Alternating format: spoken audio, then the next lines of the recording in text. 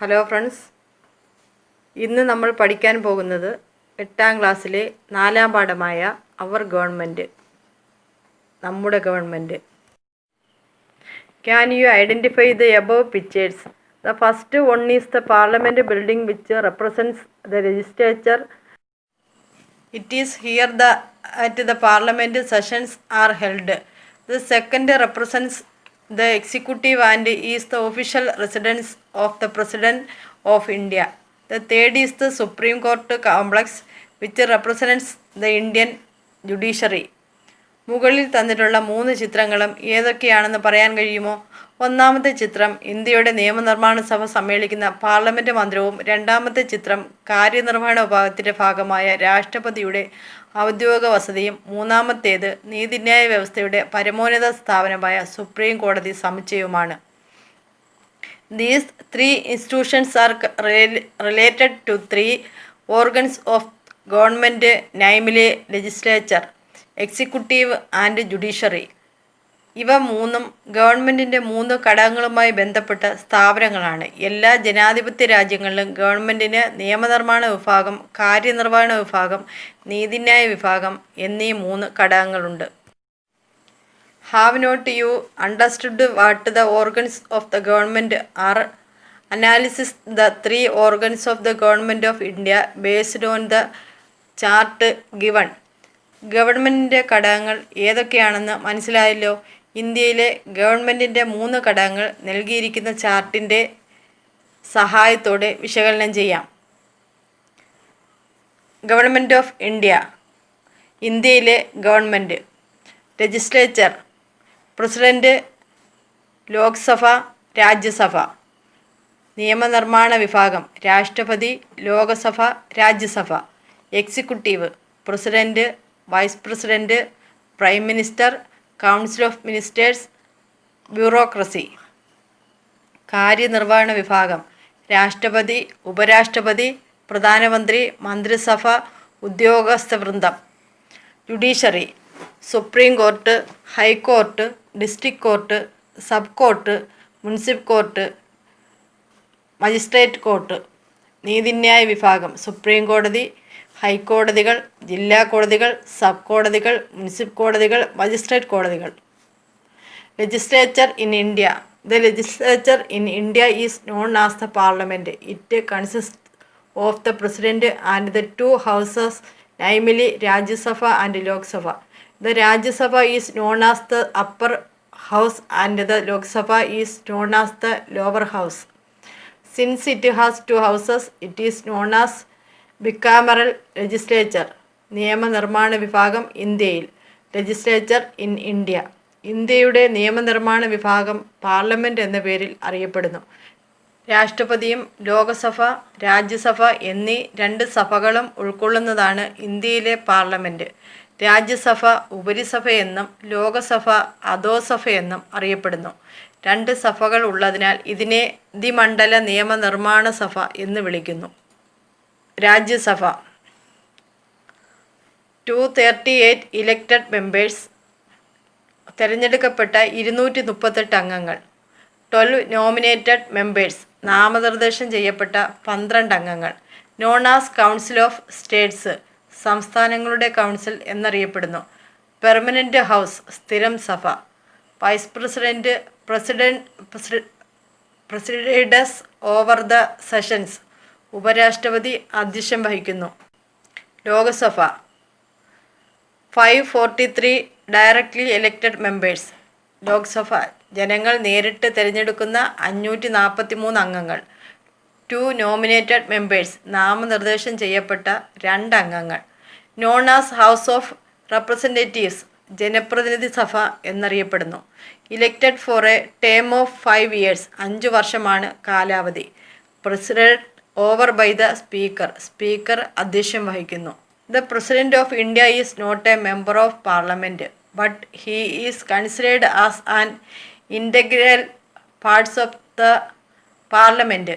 This is mainly because of the fact that the president of India performs legislative functions like summoning the session of the parliament, addressing the joint sitting and approving the bills passed by the Parliament.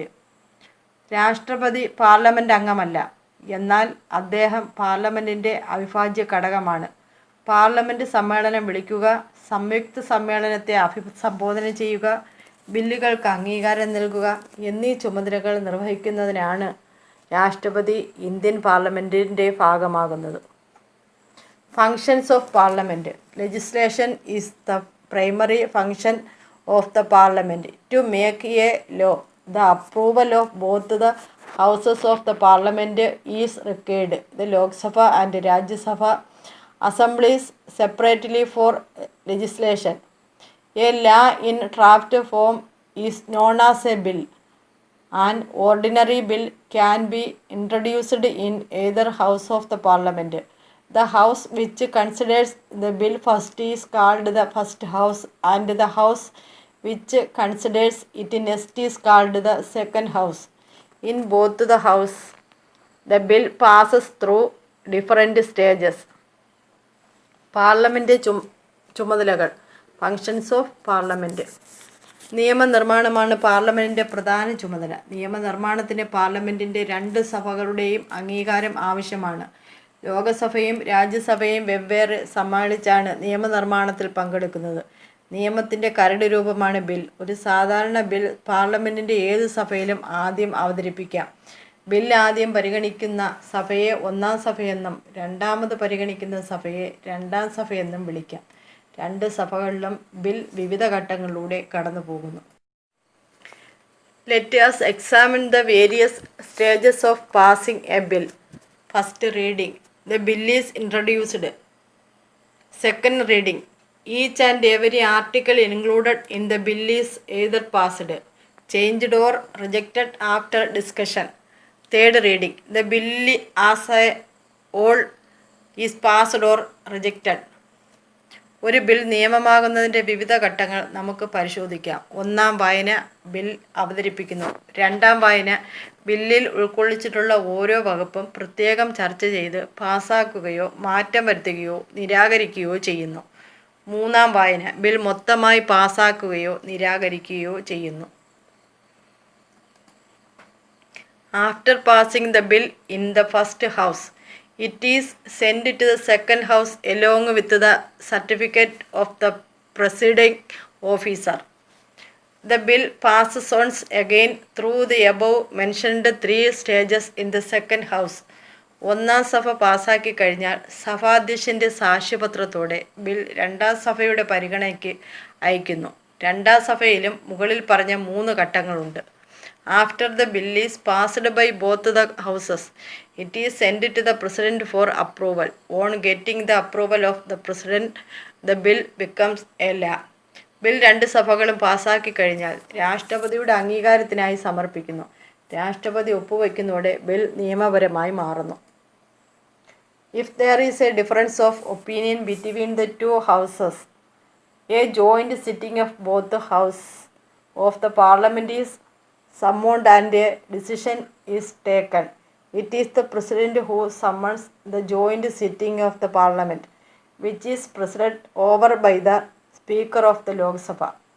രണ്ട് സഭകൾക്കുമിടയിൽ ബില്ലിനെ സംബന്ധിച്ച് അഭിപ്രായ വ്യത്യാസമുണ്ടായാൽ ഒരു സംയുക്ത സമ്മേളനം വിളിക്കുകയും തീരുമാനമെടുക്കുകയും ചെയ്യുന്നു.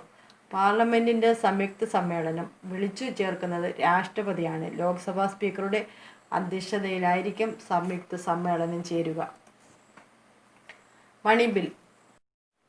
The procedure of passing a money bill is different from that of an ordinary bill. What is a money bill? Any bill relating to the collection of revenue or expenditure from the consolidated fund can be termed as money bill. The Constitution states that a money bill can be introduced only in the Lok Sabha after the bill is passed by the Lok Sabha. It is sent to the Rajya Sabha with the certificate of the Speaker that the bill is a money bill. ധനബിൽ അഥവാ money bill സാധാരണ നിയമനിർമ്മാണത്തിന് സ്വീകരിച്ചിട്ടുള്ള നടപടിക്രമം അല്ല ധനബില്ലിനുള്ളത്. എന്താണ് ഒരു ധനബിൽ?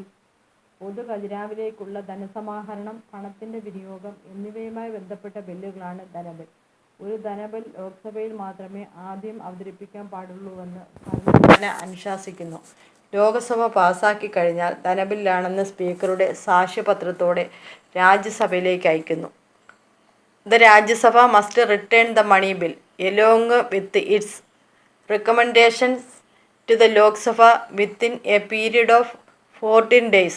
The Lok Sabha can accept or reject the recommendations of the Rajya Sabha. Is legislation the only function of the Parliament? Along with law making, the Parliament performs a number of other functions. ലഭിച്ച് 14 ദിവസങ്ങൾക്കകം രാജ്യസഭ നിർദ്ദേശങ്ങൾ സഹിതം ലോക്സഭയിലേക്ക് തിരിച്ചയക്കേണ്ടതാണ്.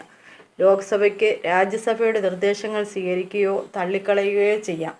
നിയമനിർമ്മാണം മാത്രമാണോ പാർലമെൻറ്റിൻ്റെ ചുമതല?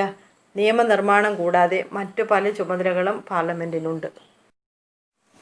Sessions of parliament. As per the constitution there should not be an interval of more than 6 months between two sessions of the Parliament. Normally, the Parliament of India assembles 3 times a year. They are known as monsoon session, winter session and summer session. If needed, the Rajya Sabha assemblies four times a year. Parliament സമ്മേളനങ്ങൾ. പാർലമെൻറ്റിൻ്റെ 2 സമ്മേളനങ്ങൾക്കിടയിൽ 6 മാസത്തിൽ കൂടുതൽ ഇടവേള ഉണ്ടാവരുതെന്ന് ഭരണഘടന അനുശാസിക്കുന്നു. എല്ലാ വർഷവും Indian parliament 3 തവണ സമ്മേളിക്കുന്നു. വർഷകാല സമ്മേളനം, ശീതകാല സമ്മേളനം, വേനൽക്കാല സമ്മേളനം എന്നീ പേരുകളിൽ ഇവ അറിയപ്പെടുന്നു. രാജ്യസഭ ചില സാഹചര്യങ്ങളിൽ 4 സമ്മേളനങ്ങൾ ചേരാറുണ്ട്. 0 hour. At 12 noon, the questions hour ends. The small interval after the questions hour before commencing deliberations on the items on agenda is known as 0 hour. It is known as 0 hour because it is 12 o'clock. The House considers adjournment motion, calling attention motion, etc. During this time, the 0 or last for 5 and 50 minutes. ശൂന്യവേള. 12 മണിക്ക് ചോദ്യോത്തരവേള അവസാനിക്കും. ചോദ്യോത്തരവേളയ്ക്ക് ശേഷം മുൻകൂട്ടി നിശ്ചയിച്ചിട്ടുള്ള അജണ്ടയിലേക്ക് പ്രവേശിക്കുന്നതിന് മുമ്പുള്ള ചെറിയ സമയം ശൂന്യവേള എന്നറിയപ്പെടുന്നു. സമയം 12 മണിയാകുന്നതിനാലാണ് ഈ പേരിൽ അറിയപ്പെടുന്നത്. അടിയന്തര പ്രമേയം, ശ്രദ്ധ ക്ഷണിക്കൽ പ്രമേയം തുടങ്ങിയവ പരിഗണനയ്ക്ക് വരുന്നത് ഈ സമയത്തായിരിക്കും. ശൂന്യവേള 5 മുതൽ 15 മിനിറ്റ് വരെ ദൈർഘ്യമുണ്ടാകും. Question hour. Daily sessions of the Parliament begin with question hour. Every day the Parliament meets at 12 in the morning. At the initial hour is question hour. The members can ask questions relating to any administrative subject. The ministers in charge will give answers to them. The timetable of the state legislature are different from that of the Parliament. ചോദ്യോത്തരവേള. പാർലമെൻറ്റിൻ്റെ ഒരു ദിവസത്തെ നടപടിക്രമങ്ങൾ ആരംഭിക്കുന്നത് ചോദ്യോത്തരവേളയോടെയാണ്. എല്ലാ ദിവസവും 11 മണിക്ക് സമ്മേളനം ആരംഭിക്കും. തുടർന്നുള്ള 1 മണിക്കൂർ ഭരണപരമായ ഏത് വിഷയത്തിലും അംഗങ്ങൾക്ക് ചോദ്യം ഉന്നയിക്കാം. ചോദ്യങ്ങൾക്ക് അതാത് വകുപ്പുകൾ കൈകാര്യം ചെയ്യുന്ന മന്ത്രിമാർ മറുപടി നൽകും. സംസ്ഥാന നിയമസഭകൾ സമ്മേളിക്കുന്ന സമയക്രമം ഇതിൽ നിന്നും വ്യത്യസ്തമാണ്. Other functions of Parliament. Control over executive.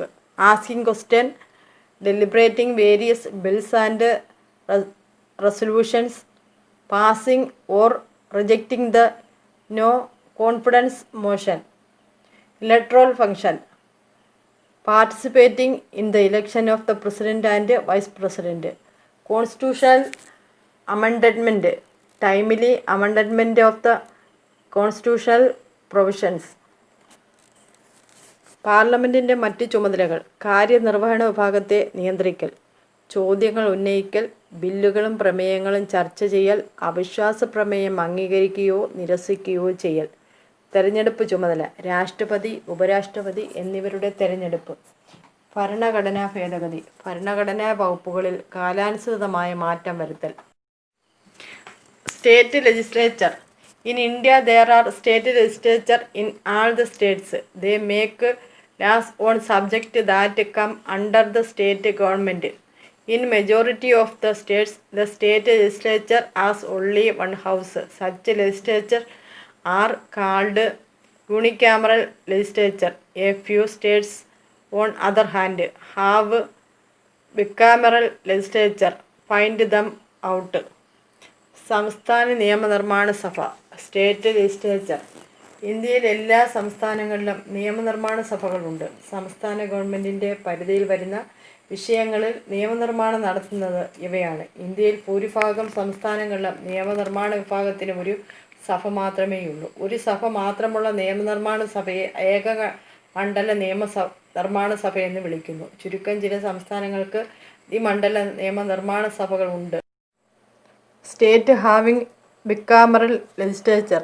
Bihar, Uttar Pradesh, Maharashtra, Karnataka, Jammu and Kashmir, Andhra Pradesh and Telangana have bicameral legislature.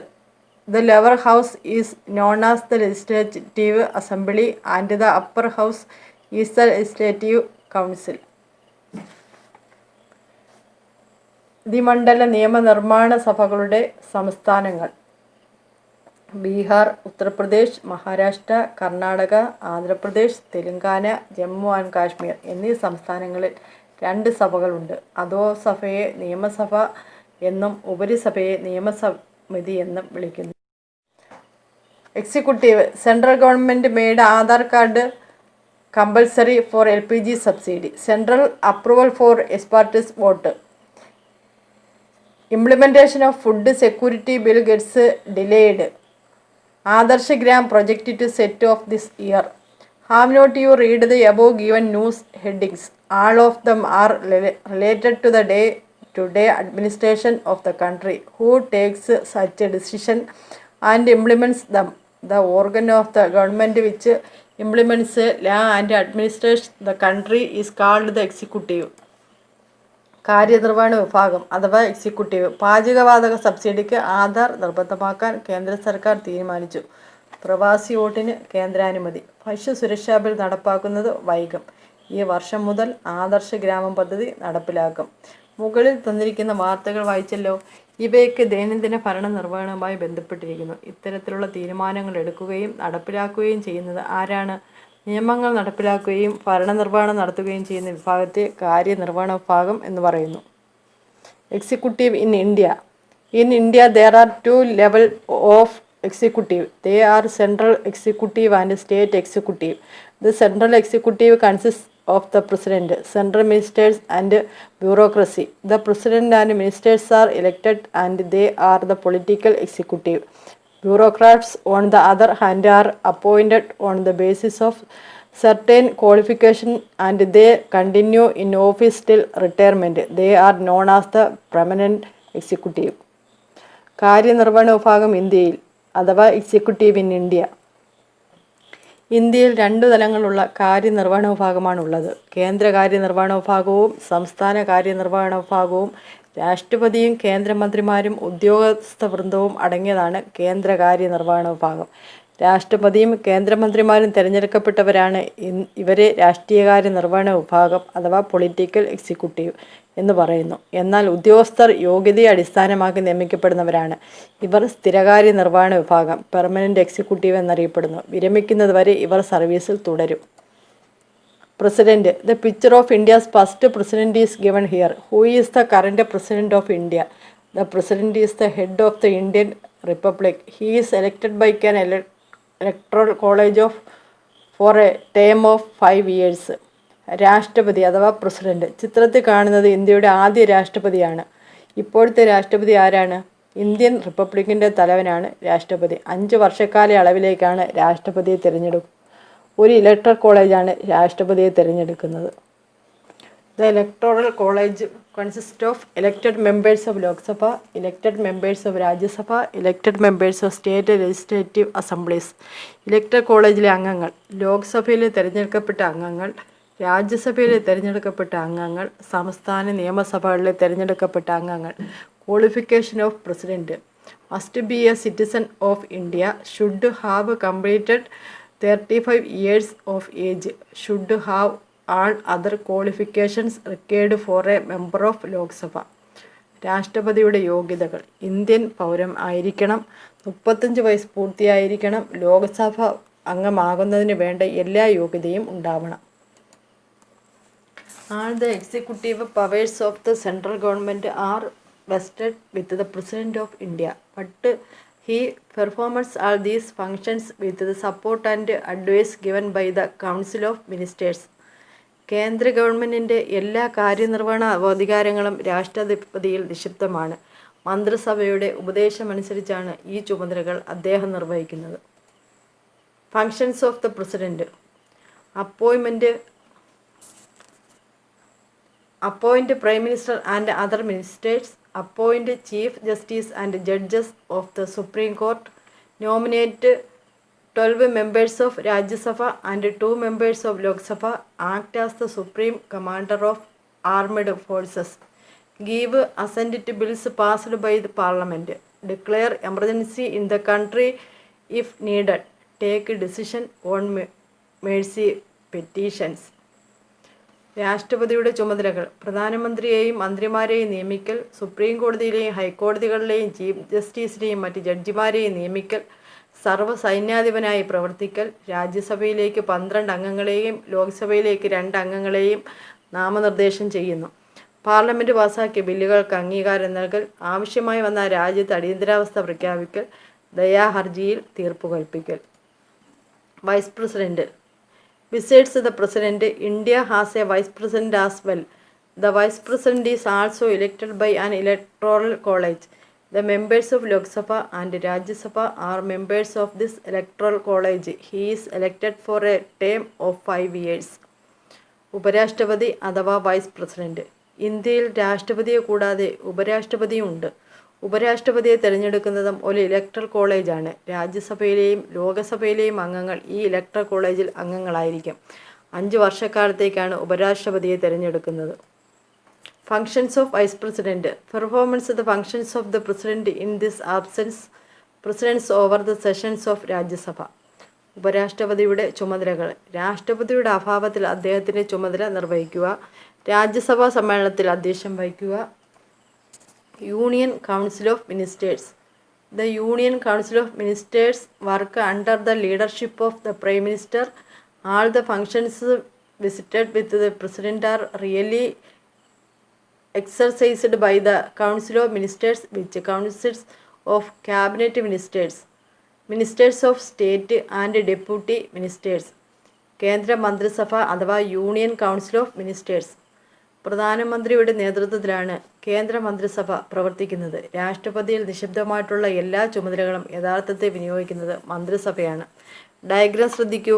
പ്രധാനമന്ത്രിയും ക്യാബിനറ്റ് മന്ത്രിമാരും സഹമന്ത്രിമാരും ഉപമന്ത്രിമാരും അടങ്ങുന്നതാണ് കേന്ദ്ര മന്ത്രിസഭ.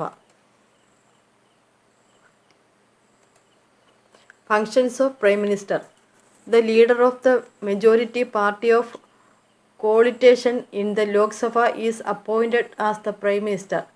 He has extensive powers and functions. He can influence all the important decisions of the central government. Some important functions of the Prime Ministers are given below. Acts as the leader of the Lok Sabha, presides over the meetings of the Cabinet, coordinates the functions of the Council of Ministers, informs the President of the decisions taken by the Cabinet. പ്രധാനമന്ത്രിയുടെ ചുമതലകൾ: functions of prime minister: ലോകസഭയിൽ ഭൂരിപക്ഷമുള്ള രാഷ്ട്രീയ കക്ഷിയുടെയോ മുന്നണിയുടെയോ നേതാവിനെയായിരിക്കും പ്രധാനമന്ത്രിയായി നിയമിക്കുക. പ്രധാനമന്ത്രിക്ക് അതിപൗരമായ അധികാരങ്ങളും ചുമതലകളുമുണ്ട്. കേന്ദ്ര ഗവൺമെൻറ്റിൻ്റെ എല്ലാ തീരുമാനങ്ങളിലും നിർണായകമായ സ്വാധീനം അദ്ദേഹത്തിനുണ്ടാകും. പ്രധാനമന്ത്രിയുടെ മുഖ്യ ചുമതലകൾ താഴെ സൂചിപ്പിക്കുന്നു. ലോകസഭയുടെ നേതാവായി അംഗീകരിക്കുന്നു, ക്യാബിനറ്റ് മീറ്റിങ്ങുകളിൽ അധ്യക്ഷം വഹിക്കുന്നു, മന്ത്രിസഭയുടെ പ്രവർത്തനം ഏകോപിപ്പിക്കുന്നു, മന്ത്രിസഭാ തീരുമാനങ്ങൾ രാഷ്ട്രപതിയെ അറിയിക്കുന്നു. State executive: the head of the state level executive is the governor. The Chief Minister and his cabinet act as the real executive in the states. സംസ്ഥാന കാര്യനിർവഹണ വിഭാഗം സ്റ്റേറ്റ് എക്സിക്യൂട്ടീവ്. സംസ്ഥാനതല കാര്യനിർവഹണ വിഭാഗത്തിൻ്റെ തലവൻ ഗവർണറാണ്. മുഖ്യമന്ത്രി തലവനായ മന്ത്രിസഭ സംസ്ഥാനങ്ങളിൽ യഥാർത്ഥ കാര്യനിർവഹണ വിഭാഗമായി പ്രവർത്തിക്കുന്നു. Judiciary. There many areas disputes between individuals and government, between central and state governments, and among states on various issues. It is the judiciary which resolves these disputes. By punishing the guilty and protecting the innocent, the courts implement justice. It is the judiciary which interprets the laws passed by the legislature. Find out the structure of the judiciary in India from the given diagram. Supreme Court, the apex court in jurisdiction on all over India. High Court hear cases that areas in states.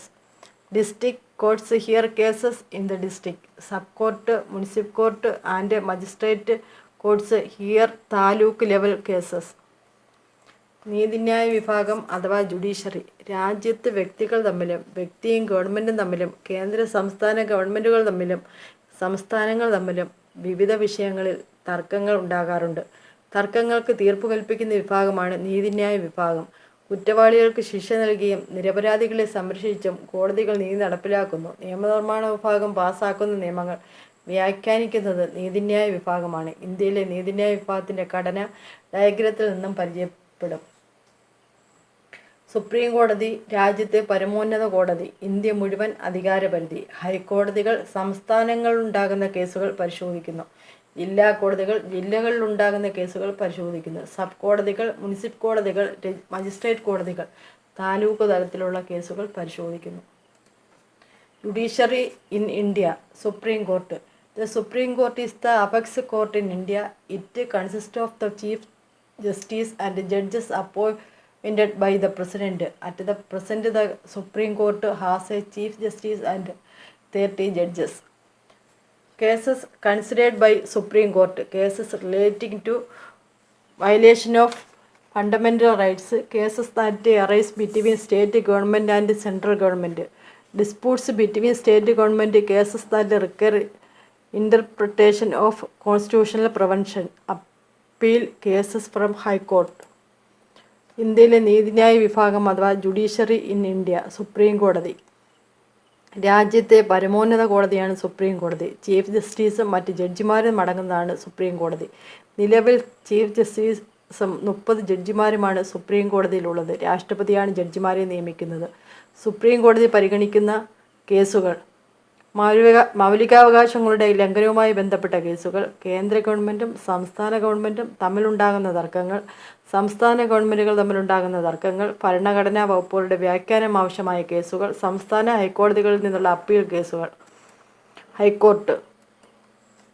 High court is the highest court in a state. The high court consist of the chief justice and such other judges appointed by the president. It supervises the working of district courts and other subordinate courts. Jurisdiction of High Court. Give verdicts on cases relating to violation of fundamental rights. Hears civil and criminal appeal cases from lower courts. Interprets laws passed by the state legislature. ഹൈക്കോടതി. സംസ്ഥാനങ്ങളിലെ ഏറ്റവും ഉയർന്ന കോടതിയാണ് ഹൈക്കോടതി. രാഷ്ട്രപതി നിയമിക്കുന്ന chief ജസ്റ്റിസും മറ്റ് ജഡ്ജിമാരും ഹൈക്കോടതിയിൽ ഉണ്ടായിരിക്കും. ജില്ലാ കോടതിയുടെയും കീഴ്ക്കോടതിയുടെയും മേൽനോട്ടം ഹൈക്കോടതിക്കാണ്. ഹൈക്കോടതിയുടെ അധികാരങ്ങൾ മൗലികാവകാശങ്ങളുടെ ലംഘനവുമായി ബന്ധപ്പെട്ട കേസുകളിൽ ഉത്തരവുകൾ പുറപ്പെടുവിക്കൽ, സിവിലും ക്രിമിനലുമായ കേസുകൾ കീഴ്ക്കോടതികളിൽ നിന്നുള്ള അപ്പീൽ പരിഗണിക്കൽ, സംസ്ഥാന നിയമസഭ പാസാക്കുന്ന നിയമങ്ങൾ വ്യാഖ്യാനിക്കൽ. Lok Adalat. Government has taken certain steps to ensure justice affordable to the poor and ordinary man. The most important among them is Lok Adalat. Lok Adalat means People's Court. It is a judicial system which is voluntary in nature. Clients decides of disposing their cases can approach the Lok Adalat, which will persuade that to dispose the case of through negotiation and mutual agreements. The aim of the Lok Adalat is to settle the cases without any relief. Lok Adalat സാധാരണക്കാർക്കും പാവപ്പെട്ടവർക്കും അധികം പണച്ചിലവില്ലാതെ നീതി ലഭിക്കുന്നതിന് വേണ്ടി ചില നടപടികൾ government സ്വീകരിച്ചിട്ടുണ്ട്. അവയിൽ പ്രധാനപ്പെട്ടതാണ് ലോക് അദാലത്ത്. ലോക് അദാലത്ത് എന്നാൽ ജനങ്ങളുടെ കോടതി എന്നാണ് അർത്ഥം. സന്നദ്ധ സ്വഭാവമുള്ള ഒരു നീതിന്യായ സംവിധാനമാണിത്. കക്ഷികൾക്ക് താൽപ്പര്യമെങ്കിൽ കേസ് തീർപ്പാക്കുന്നതിന് ലോക് അദാലത്തിനെ സമീപിക്കാം. കൂടിയാലോചനകളിലൂടെയും ഒത്തുതീർപ്പിലൂടെയും കേസ് തീർപ്പാക്കുവാൻ അദാലത്ത് കക്ഷികളെ പ്രേരിപ്പിക്കുന്നു. കേസുകൾ കഴിയുന്നത്ര വേഗം തീർപ്പാക്കുക, കാലതാമസം ഒഴിവാക്കുക എന്നിവയാണ് ലോക് അദാലത്തിൻ്റെ ലക്ഷ്യം. Subordinate courts. Subordinate courts consist of district courts, sub courts, municipal courts and magistrate courts. They give verdicts on civil and criminal cases. You have now learned about the three organs of the government. Government becomes effective only when these three organs work together with mutual respect and in accordance with the constitutional provisions. കീഴ്ക്കോടതികൾ, ജില്ലാ കോടതികൾ, sub കോടതികൾ, municipal കോടതികൾ, magistrate കോടതികൾ എന്നിവ ഉൾക്കൊള്ളുന്നതാണ് കീഴ്ക്കോടതികൾ. Civil കേസുകളിലും criminal കേസുകളിലും തീർപ്പ് കൽപ്പിക്കാനുള്ള അധികാരം കീഴ്ക്കോടതികൾക്കുണ്ട്. ഗവൺമെൻറ്റിൻ്റെ 3 ഘടകങ്ങളെക്കുറിച്ച് നിങ്ങൾ മനസ്സിലാക്കിയല്ലോ. ഈ 3 ഘടകങ്ങളും യോജിച്ചും സഹകരിച്ചും പരസ്പര ബഹുമാനത്തോടെയും ഭരണഘടനാനുസൃതമായും പ്രവർത്തിക്കുന്നുവെങ്കിൽ മാത്രമേ ഗവൺമെൻറ്റിൻ്റെ പ്രവർത്തനം ഫലപ്രദമാവുകയുള്ളൂ. Summary. The government has 3 organs. They are the legislature, executive and judiciary. The legislature makes laws, executive implements laws and judiciary interprets laws. The central legislature in India is known as the Parliament. The Parliament consists of the President, Lok Sabha and Rajya Sabha. Legislation is the prominent functions of the Parliament. Along with legislation, the Parliament performs a number of other functions. The central executive consists of the President, Vice President, Prime Minister and Council of Ministers. The Governor, Chief Minister and Council of Ministers are part of the state level executive.